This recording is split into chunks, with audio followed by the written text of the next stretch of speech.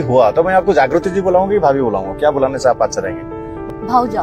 भाउजा। नमस्कार दर्शक बंधु, कौन पाई वर्षा प्रियदर्शिनी होई पारि नथिले मां, यहाँ पछर कारण कौन?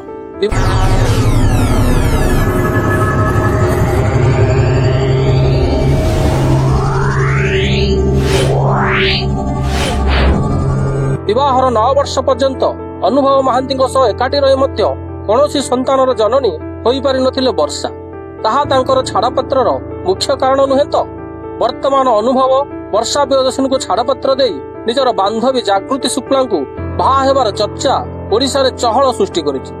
एपटे वर्षा प्रियदर्शिनी वाइफ सिनेमा निर्माण करी गोटे स्त्रीर दुख सिनेमा माध्यम बखाणुथिबा बेले सेपटे जागृति मध्य अनुभवଙ୍କ बायोपिक लेखि सफल भावे बहिटीକୁ उन्मोचन କରିଛନ୍ତି।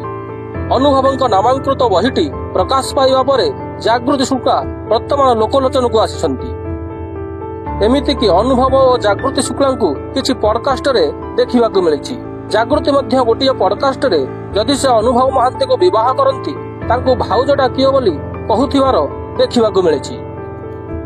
शूटिंग सेट रु चुलबुल हिरोइन वर्षा प्रियदर्शिनी को भल पाई फेब्रुआरी 8 तारिख 2014 मसीह विवाह करथिले अनुभव महांती।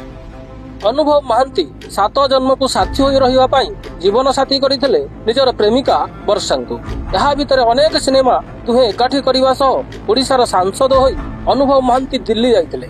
सेही ठारे देखा हुए जागृति शुक्लाଙ୍କ सह। एही ठारू आरंभ हुए बंधुत्व।